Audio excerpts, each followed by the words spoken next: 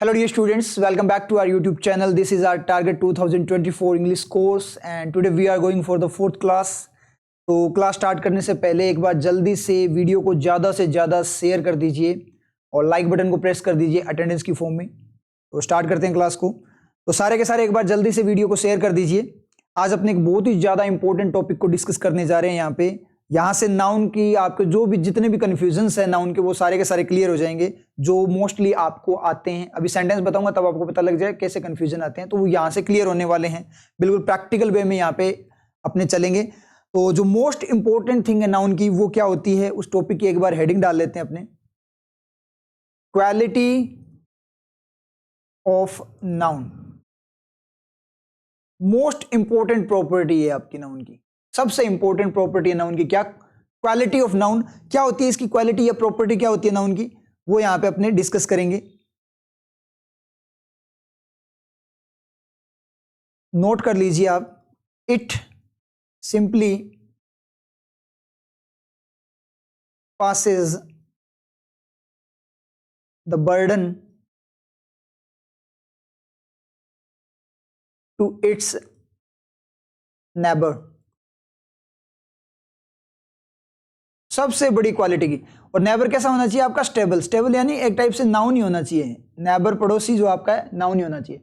Noun की सबसे important quality क्या है, उसकी क्या प्रॉपर्टी है, उसकी क्या हैबिट है, वो अपना बर्डन अपने नेबर पे पास कर देती है।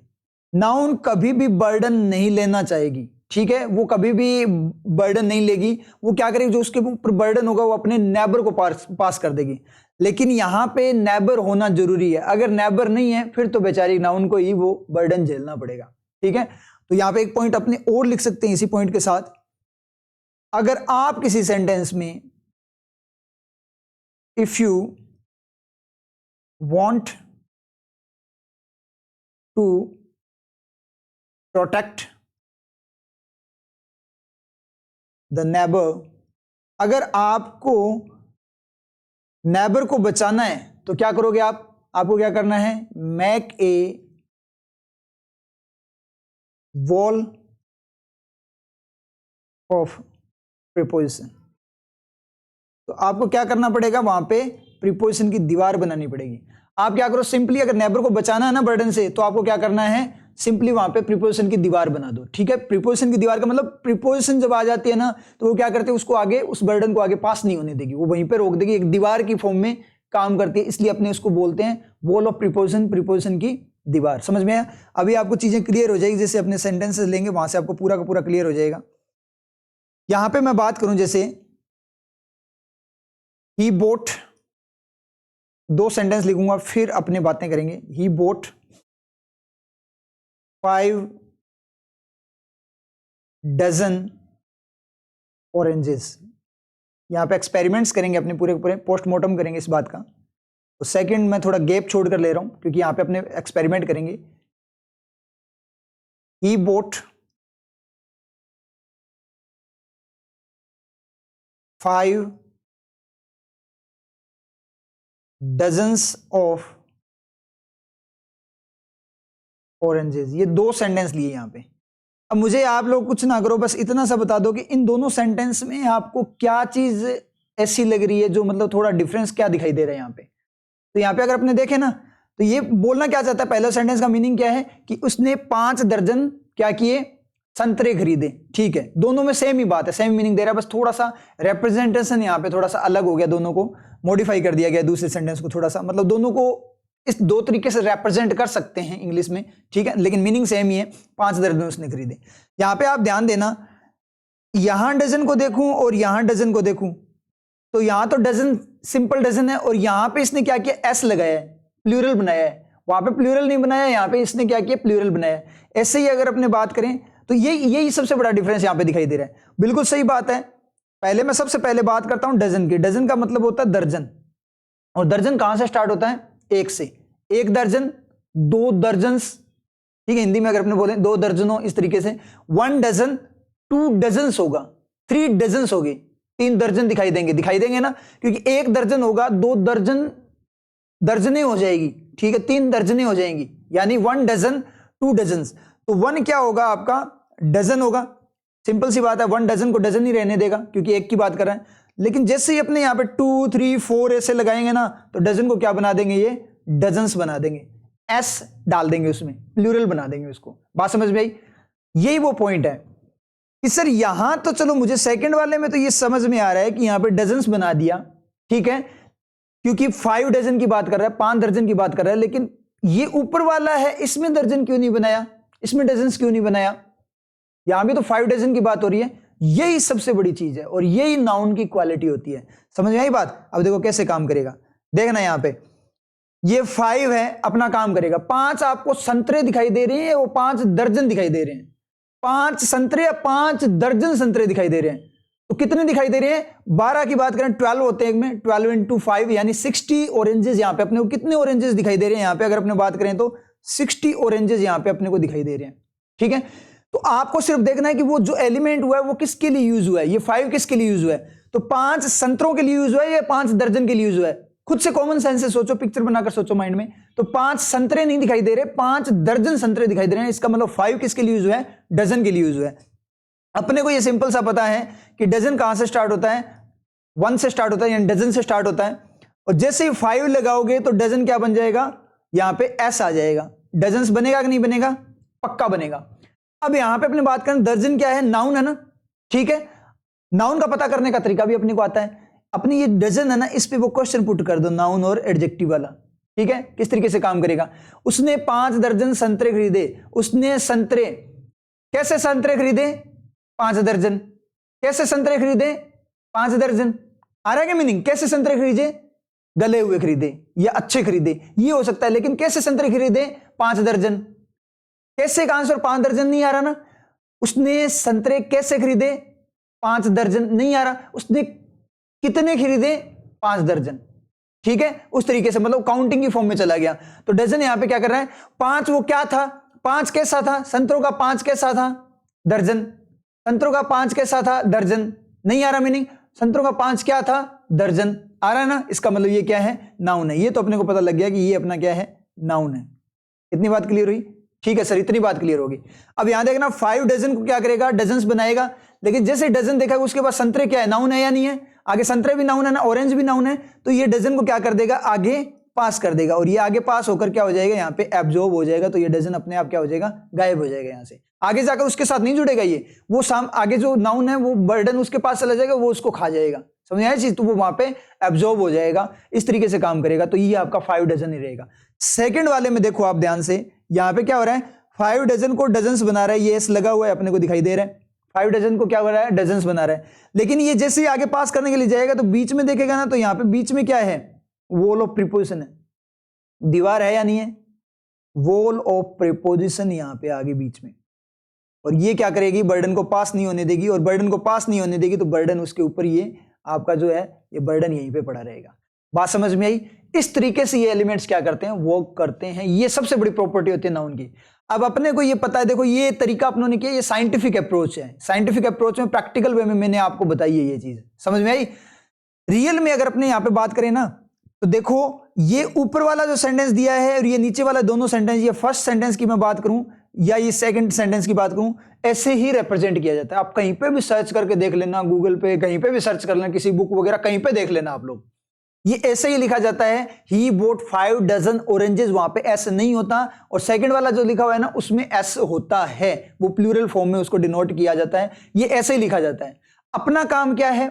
अपने को पता है ये ऐसे लिखा जाता है, मतलब ये चीज सही है। अपना काम है कि ये ऐसे लिखा जाता है, तो ये क्यों लिखा जाता है वो अपना काम है। और उस क्यों का आंसर ये अपनों ने किया है क्या? रिसर्च करके। साइंटिस्ट है अपने, समझ आई चीज? आप सभी के सभी क्या हो? साइंटिस्ट हो। तो साइंटिस्ट बनकर अपनों ने इस पर रिसर्च करके इसकी जड़ें पता की कि ऐसा क्यों होता है। तो ऐसा क्यों होता है? ये क्वालिटी ऑफ नाउन के कारण होता है, नाउन के नेचर के कारण होता है कि उसका नेचर क्या होता है कि वो बर्डन को पास करती है। बात समझ में आई? तो इस तरीके से ये सेंटेंस, अब इसमें कभी आपको दिक्कत नहीं है। एग्जाम में क्या होता है कि ये डजन जैसे दिखता है ना, तो स्टूडेंट को क्या होता है, वो ऐसे लगता है कि 5 दर्जन की बात कर रहा है तो प्लूरल होना चाहिए, तो यहाँ एरर आएगी, तो वो यहाँ एरर कर देता है और उसका क्वेश्चन गलत हो जाता है और नेगेटिव मार्किंग हो जाती है। इसलिए अपना सिलेक्शन नहीं होता। इसलिए तो ये होता है ना कि इंग्लिश में सर कभी तो मार्क्स बनते हैं, कभी नहीं बनते। इसलिए नहीं बनते क्योंकि अपने को चीजें क्लियर ही नहीं है बिल्कुल। और ऐसे आपको कोई नहीं बता सकता इन चीजों को। 100% गारंटी आप कहीं देख लेना, कोई भी नाउन का बर्डन नहीं बताएगा आप लोगों को। तो ये अपना तरीका है, साइंटिफिक वे में अपने चीजों को कर रहे हैं क्योंकि अपने साइंटिस्ट हैं। समझ आई बात? तो अब इतना क्लियर हो गया। अब आगे कुछ एक और बातें कर लेते हैं। जैसे मैं यहां पे बोलूं, ये मैंने लिखा ए 10 रुपीज नोट, ये सही है या गलत, ये मुझे बताओ आप लोग। इन 10 रुपीज नोट, ये सही है या गलत है? तो यहां पे देखना ध्यान से, वो सेम कॉन्सेप्ट यहां पे अप्लाई होगा। सेम कॉन्सेप्ट यहां पे करेंगे तो देखो क्या करेगा। सबसे पहले वाले का पेयर बनेगा। यहां पे सबसे पहले बात करते हैं, रुपए कितने दिखाई दे रहे हैं? 10 रुपए दिखाई दे रहे हैं ना, और नोट कितने दिखाई दे रहे हैं? 1 दिखाई दे रहा है। इसका मतलब क्या हुआ, ए यूज हुआ है किसके लिए?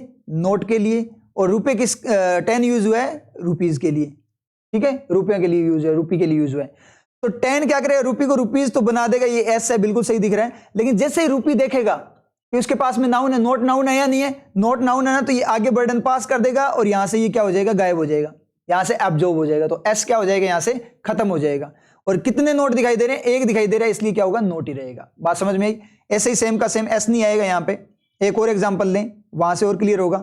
मैंने लिखा 2 10 रुपीज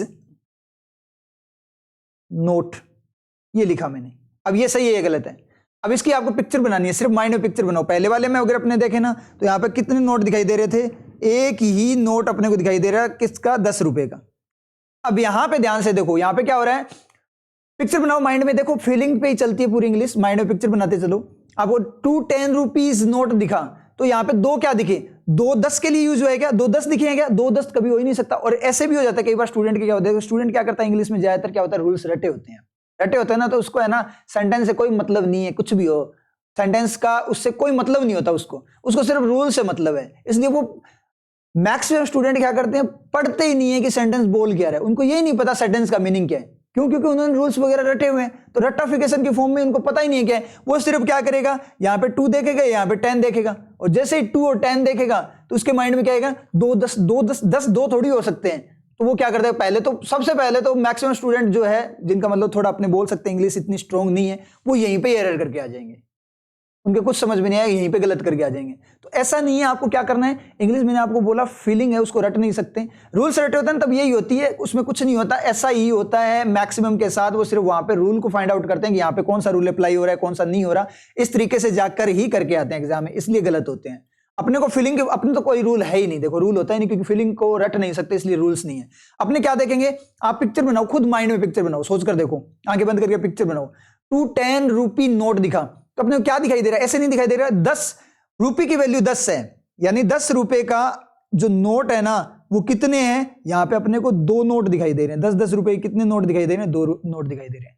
तो यार रुपये कितने दिखाई दे रहे हैं, वैल्यू क्या दिखाई दे रही है रुपये की, 10। तो 10 अपने को किसके लिए दिखा, रुपये के लिए, और जो 2 है वो किसके लिए रहा, वो रहा अपने नोट के लिए। तो जैसे ही 2 नोट के लिए रहा, तो एक नोट कहां से स्टार्ट होता है, 1 से, 1 नोट 2 नोट्स हो जाएंगे। और जैसे ही ये 2 हुआ, इसका मतलब नोट 1 नोट होता है, और 2 नोट को क्या बना देगा, नोट्स बना देगा, यानी यहां पे एस लगा देगा। ये एस को इसने इसके साथ अटैच कर दिया।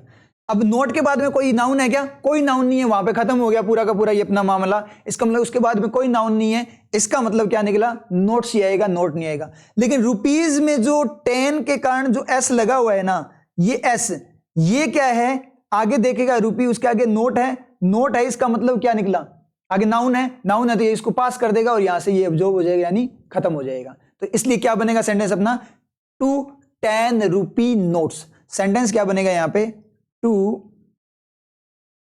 10 रुपी। आप चेक कर लेना चाहिए, यही होता है, कहीं पे भी चेक कर लेना आप नोट्स। अब बात समझ में आई ना, ये क्यों होता है ऐसे, क्योंकि नाउन की क्वालिटी होती है, वो क्या करता है, बर्डन को वो पास करती है। इतना क्लियर है? चलो अब अपने थोड़े से और चीजों को करते हैं। यहाँ पे अभी अपने ने बात की थी ना कि वो स्टेबल होना चाहिए, वो वाला केस लेते हैं। जैसे मैंने सेंटेंस लिखा, there is a 5 year old boy। एक सेंटेंस ये है, तो मेरी बात, ये सेंटेंस आपने देखा होगा, बहुत देखा होगा। दूसरा सेंटेंस से बात करें,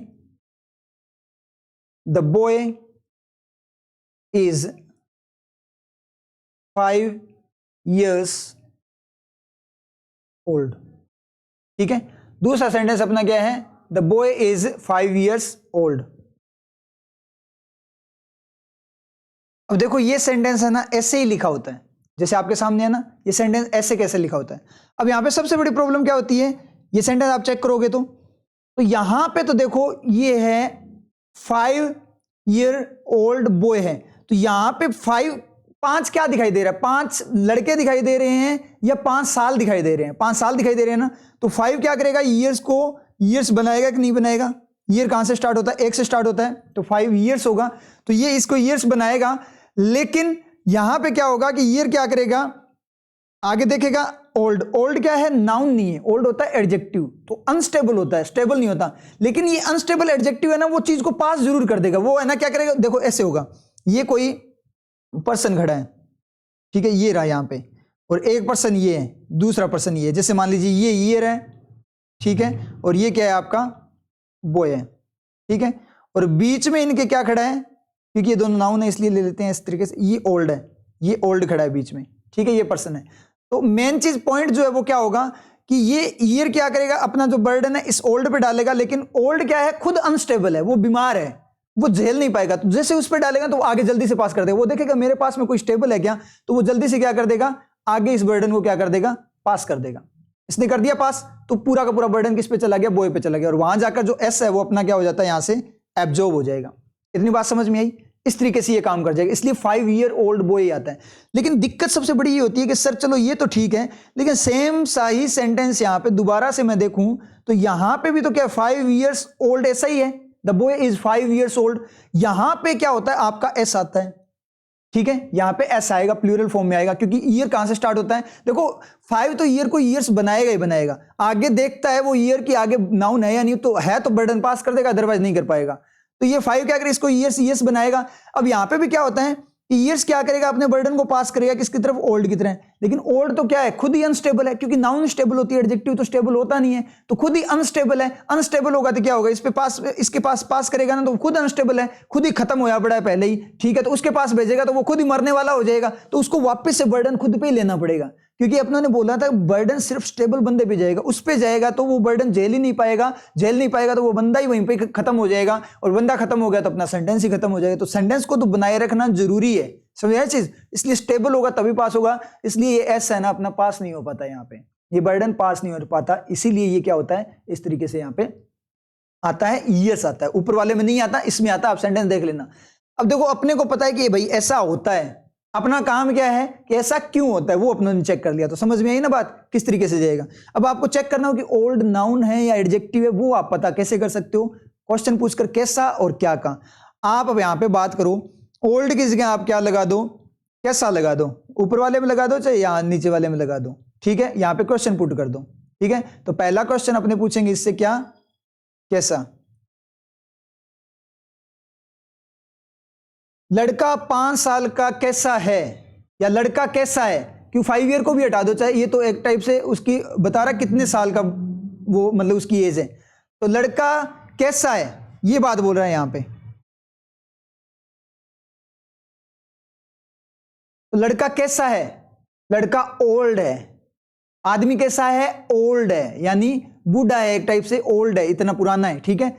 लड़का क्या क्या की बात नहीं करनी अपने को, पहला अपना क्वेश्चन पुट करना ही क्या है, क्या तो देखो आंसर आएगा ही, पहला क्वेश्चन ही पुट करना है अपने को कैसा, तो कैसा का आंसर मिल गया ना, इसका मतलब क्या है, एडजेक्टिव है, समझ में आई चीज, ये क्या है आपका एडजेक्टिव है। बॉय पे करके देख लो, आप बॉय पे करके देखते हैं, फर्स्ट क्वेश्चन पूछते हैं कैसा, कैसा का आंसर आ रहा है क्या, कैसा का आंसर, 5 साल का कैसा है लड़का, 5 साल का कैसा है लड़का, आंसर कैसा का आंसर आना चाहिए, 5 साल का कैसा है लड़का, कैसा 5 साल का है लड़का, क्या 5 साल का क्या है लड़का या कौन है, तो आंसर किसका आ रहा है, इसका नहीं आ रहा, सेकंड यानी व्हाट, क्या का आ रहा है, इसका मतलब ये क्या है, नाउन है, समझ आई बात, ये नाउन है, बॉय क्या है, नाउन है, तो ऊपर देखे तो अपने बॉय क्या नाउन है, लेकिन ओल्ड क्या है, एडजेक्टिव है। इतनी बात समझ में आई, तो यहां पे ये पता लग गया। अब ये पता करना आपका काम है, अपने आराम से कर लेंगे क्योंकि अपने को ट्रिक आती है।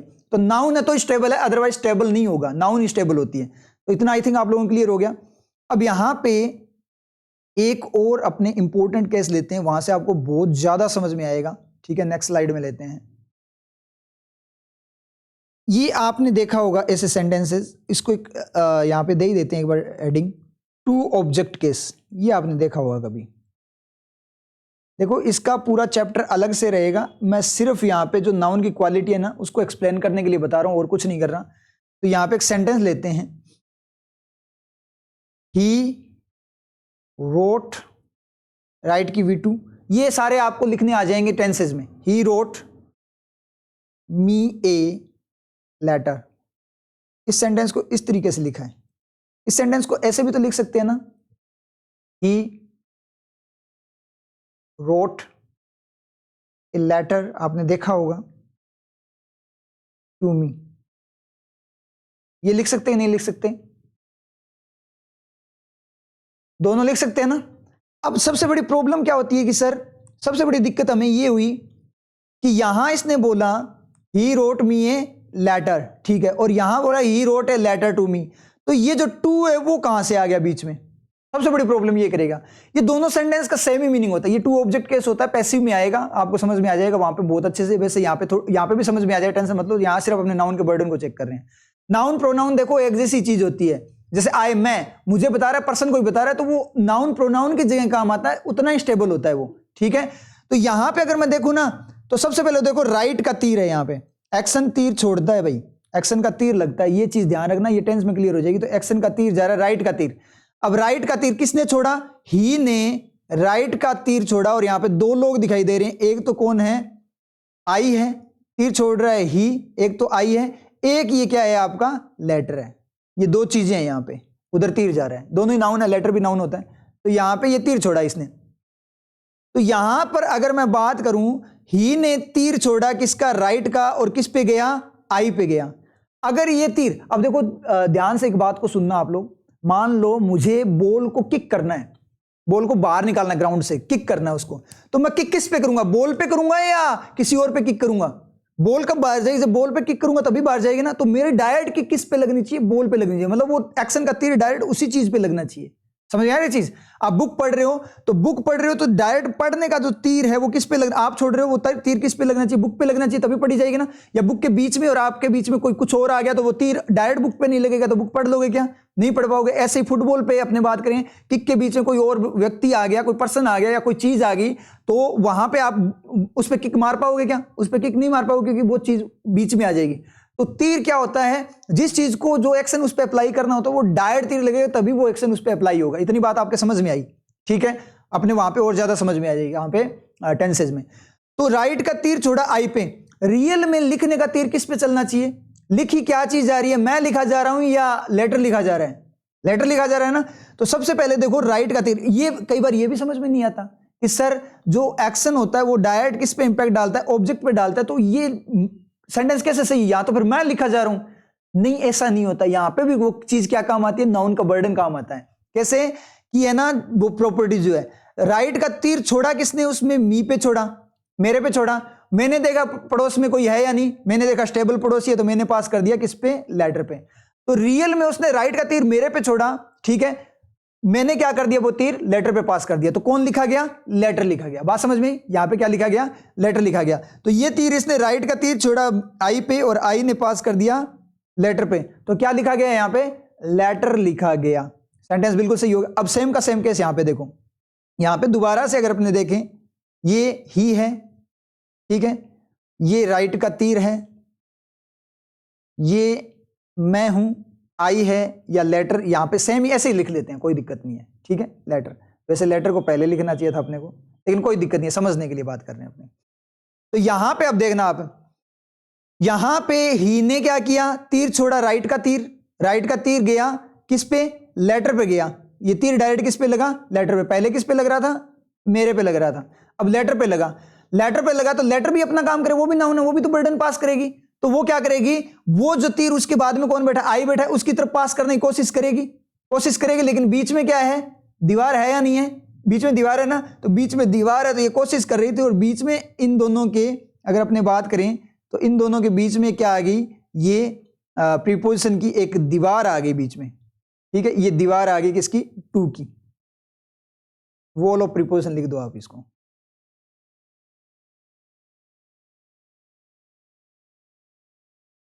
ये दीवार आ गई तो क्या होगा, वो तीर जब वो है ना वापस आगे डालने की कोशिश करेगा ना, लेटर मेरे पे पास करने की कोशिश करेगा, तो बीच में ये दीवार आ जाएगी, तो ये तीर आगे नहीं जा पाएगा।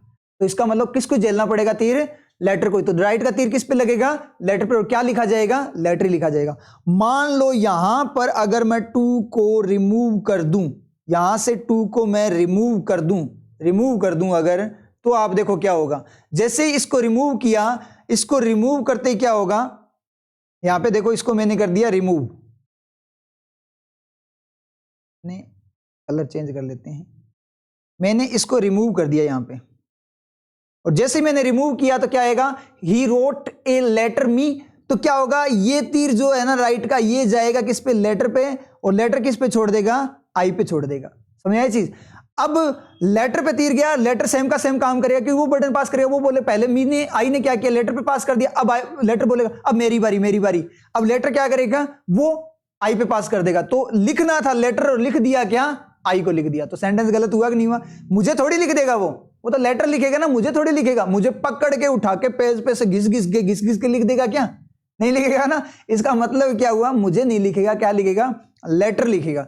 तो इसलिए यहां पे अपने क्या करते हैं, इसको रिमूव नहीं करते, ये जो दीवार है, ये वॉल है, इसको लगाते हैं, क्या करने के लिए लगाते हैं, आई को बचाने के लिए, इसको सेफ बनाने के लिए अपने क्या लगाते हैं, यहां पे प्रीपोजिशन की दीवार लगाते हैं। बात समझ में आई। और ऐसे ही सेम का सेम यहां पे भी आप है ना, दीवार लगा मत देना कोई, यहां पे दीवार लगा दी तो क्या होगी, आई पास नहीं कर पाएगा। तो आई जब आगे है तब तो अपने को तीर को पास करवाना है, आई पीछे है तो तीर को पास नहीं करवाना, इसलिए दीवार लगा के उसको रोकना है, ये अपना काम है सेंटेंस के अकॉर्डिंग। बात समझ में आई ना। तो लगा मत देना, वहां पे फिर आई पे लटक जाएगा वो, पहले तो लेटर मेरी तरफ लिखा जा रहा है, अब लेटर की तरफ मुझे लिख दिया उसने, ऐसे हो जाएगा। चलो एक और सेंटेंस लेते हैं, वहां से थोड़ा सा क्लियर होगा आपको, ठीक है।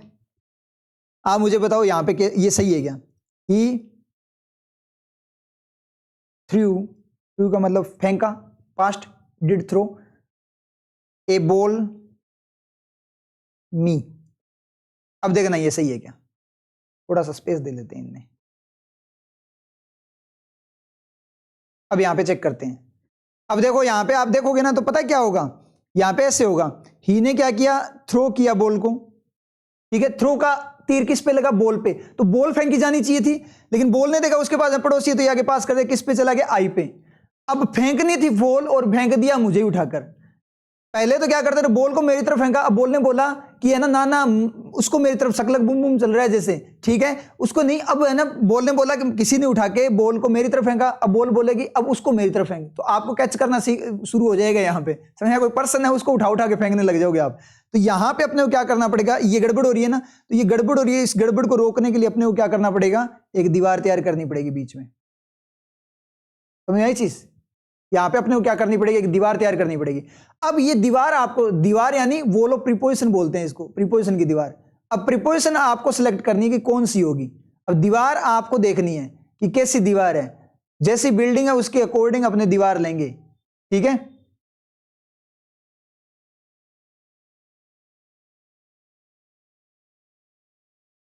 तो आपको चेक करना है कि कच्चा मकान है तो गारे की दीवार है, मार्बल का मकान तो मार्बल की दीवार बोल सकते हो आप, या ईंटों की दीवार है, स्टोन की दीवार है, किस चीज की, पत्थर की दीवार है, गारे की दीवार है, मिट्टी की दीवार है, आपको ईंटों की दीवार है, कौन सी दीवार यूज करनी है वो आप पे डिपेंड करता है। तो अब वो दीवार ऐसे भी नहीं यूज कर सकते कि आप पे डिपेंड करता है, कोई सी भी दीवार यूज कर लो। पक्के मकान में गारे की दीवार यूज करोगे ना तो मकान गिर जाएगा, वहां पे ईंटों की दीवार यूज करनी पड़ेगी, समझ में आई बात। अब आपको वो दीवार सेलेक्ट करनी है, तो यहां पे मैं जा रहा हूं अब दीवार सेलेक्ट करने। तो दीवार यहां पे जो है वो क्या आएगी, उसने एक बॉल फेंकी तो मेरी तरफ, पहले तो मैं यहां पे ऑन को यूज करता हूं, देखो ऑन सेट होता है इसकी जगह मैं क्या करता हूं, ऑन यूज करता हूं, ऑन। उसने मेरे पे बॉल फेंकी, नहीं होगा। फ्रॉम यूज करते हैं, फ्रॉम, उसने मेरे से बॉल फेंकी। फ्रॉम तो क्या करता है, दूरी को बताता है, तो बॉल यहां पे आप पिक्चर बनाओ माइंड में, बॉल मेरे से दूर जाती हुई दिखाई दे रही है, मेरी तरफ आती हुई दिखाई दे रही है। मेरे से बॉल थोड़ी फेंकेगा, मेरे से बॉल तो मैं ही फेंकूंगा, मेरी साइड से तो मैं ही फेंकूंगा, कोई दूसरा फेंक रहा तो वो मेरी साइड फेंकेगा, तो इसका मतलब फ्रॉम भी नहीं होगा। उसके बाद देखो टू को यूज करो, टू डायरेक्शन को बताएगा उसकी तरफ, तो उसने दीवार क्या की, बॉल फेंकी किसकी तरफ, मेरी तरफ, तो ये वाला क्या हो गया आपका, सही हो गया। इस तरीके से अपने को प्रीपोजिशन सेलेक्ट करनी है, ठीक है। तो ये सेट हो जाएगी। यहां पे एक और मैं लगा के देखता हूं, ओवर से ही जा सकता है कि ओवर का मतलब ऊपर से, तो मेरे ऊपर से बॉल फेंकी, मेरे ऊपर से होते हुए उसने बॉल फेंकी, ये भी सही है। तो ओवर भी यहां पे क्या है, सही है। टू भी सही है, ओवर भी सही है। ऑन सही नहीं है, फ्रॉम सही नहीं है, ठीक है। ऐसे बहुत और भी प्रीपोजिशंस है, वो सही नहीं होगी और कुछ हो सकता है सही भी हो जाए, वो बाद की बातें। अपने को मेन काम जो है वो क्या है, अपना मेन काम है वो चेक करना है कि ये नाउन बर्डन कैसे पास करती है और कैसे सेंटेंस यहां से समझे जाते हैं और किस तरीके से सेंटेंस यूज होते हैं, रिप्रेजेंट किए जाते हैं उस प्रॉपर्टी के अकॉर्डिंग। बात समझ में आई? अब इस सेंटेंस को अगर मैं दोबारा से ऐसे लिखूं ना, ठीक है, ये तो सही हो गया, यहां पे टू या ओवर लग गया, लेकिन ऐसे लिखूं ना, he threw me to a ball, ये लिखता हूं, ये सही है क्या? अब यहां देखना, यहां पे आप देखोगे ना तो ये बिल्कुल भी सही नहीं लगेगा। क्यों? क्योंकि थ्रू का तीर जाएगा किस पे, मी पे, मुझे फेंकने लगेगा वो, और मुझे क्या करना है, आगे पास करना है। फिंकवानी क्या है, बॉल फिंकवानी है, इसलिए बर्डन आगे जाना चाहिए, लेकिन बीच में क्या है, दीवार है, दीवार बर्डन को आगे पास नहीं होने देगी। ये बीच में से क्या करेगा, दीवार बर्डन को पास नहीं होने देगी। तो अपने को क्या करना पड़ेगा, बर्डन पास करने के लिए यहां पे क्या करना पड़ेगा, दीवार को हटाना पड़ेगा। तो क्या बनेगा सेंटेंस, ही थ्रू मी ए बॉल, ये सेंटेंस बनेगा। बात समझ में आई? अब दीवार को हटाना है, तो ये आपको चेक करना है। अगर एग्जाम में इस तरीके से आ जाए, he threw me to a ball, तो ये सेंटेंस गलत है, और ऊपर वाला आ जाए, ही थ्रू ए बॉल मी, तो भी गलत है। तो आपको सही सॉल्यूशन क्या है, he threw a ball to me, वहां पे दीवार लगानी है। क्यों लगानी है? क्योंकि मी को बचाना है, और यहां पे मी को बचाना तो मी को ही है थ्रू से, तो इसके लिए क्या कर, यहां वहां पे बचाने के लिए तो रोकना पड़ेगा तीर को, और यहां पे बचाने के लिए तीर को पास करना पड़ेगा। तो तीर को पास करने के लिए दीवार को हटाना पड़ेगा, ताकि दीवार बीच में ना आए और तीर आगे चला जाए। तो बात समझ में आई? इस तरीके से ये क्या करती है, नाउन की जो क्वालिटी है वो वर्क करती है, नाउन इस तरीके से वर्क करती है, ये नाउन का नेचर है। तो बहुत ही ज्यादा मोस्ट इंपॉर्टेंट बोल सकते हो, ये टॉपिक था नाउन का, मोस्ट इंपॉर्टेंट, यानी क्वालिटी ऑफ नाउन। ठीक है, तो ठीक है भाई। अब नेक्स्ट क्लास में अपने कंफ्यूजिंग नाउन्स करेंगे। जैसे आपने देखा होगा, टीम हो गया, उसके बाद ज्यूरी हो गए, स्टाफ हो गया, कपल हो गया, फैमिली हो गई। तो ये होते हैं ना, ये सिंगुलर भी यूज होते हैं और प्लूरल भी। इनके साथ इज भी आ जाता है, आर भी आ जाता है, वोज भी आ जाता है, वर भी आ जाता है। मतलब सिंगुलर वे में भी ये सेंटेंस में आते हैं। मतलब ज्यूरी लिखा है, उसके साथ हैज भी आ जाता है, हैव भी आ जाता है। तो अपने को वो चेक करना है कौन से सेंटेंस में हैज आएगा, कौन से में हैव आएगा, कौन से सेंटेंस वो सिंगुलर की तरह काम करते हैं और कौन से प्लूरल में काम करते हैं, प्लूरल की तरह काम करते हैं। वो चीज अपने को चेक करनी है। तो आई थिंक इतना आप लोगों को क्लियर हो गया। तो ठीक है, फिर नेक्स्ट क्लास में मिलेंगे। देखो, उससे पहले एक बात, मेरी टेलीग्राम चैनल को ज्वाइन कर लेना। वहां पे आपको ये जो पीडीएफ है नोट्स की, वो टेलीग्राम चैनल पे ही मिलेगी। तो टेलीग्राम चैनल को ज्वाइन कर लेना, और भाई वीडियो को ज्यादा से ज्यादा शेयर करो गुरु दक्षिणा की फॉर्म में। ठीक है, अगर आपके काम आ रही है ये चीजें, ठीक है, मैं आपका सपोर्ट कर रहा हूं, तो सामने से भी तो देखो, दोनों मिलकर चलेंगे तभी होगा। तो आपका भी सपोर्ट चाहिए मुझे। तो ज्यादा से ज्यादा वीडियो को शेयर करो और ज्यादा से ज्यादा लोगों तक पहुंचाओ, कि उनको रियलिटी तो पता लगे कि भाई इंग्लिश की रियलिटी क्या है। आज तक वो अंधेरे में जी रहे हैं, ऐसी कोचिंग वगैरह ज्वाइन कर करके बेचारे पैसे बर्बाद कर रहे हैं, ठीक है, और बेवकूफ बन रहे हैं, तभी इंग्लिश हो नहीं पा रही उनकी। तो उनको ये है ना, ये अपना कोर्स अभी क्या है, फ्री है, बिल्कुल फ्री है। ठीक है, तो ये ज्यादा से ज्यादा लोगों तक पहुंचाओ, ताकि उनका भी भला हो। तो आपको भी पुण्य मिलेगा, मुझे भी पुण्य मिलेगा, तो मिल बांट कर पुण्य खाएंगे अपने। तो ज्यादा से ज्यादा वीडियो को शेयर करो, ताकि लोगों को रियलिटी पता, स्टूडेंट्स को रियलिटी पता लगे। किसी का क्या पता भला हो ही जाए, उनको रियलिटी पता लगे कि रियलिटी क्या होती है और वो कौन से अंधेरे में जी रहे हैं। तो ज्यादा से ज्यादा वीडियो को आप क्या करो, शेयर करो। ठीक है, फिर मिलते हैं नेक्स्ट क्लास में।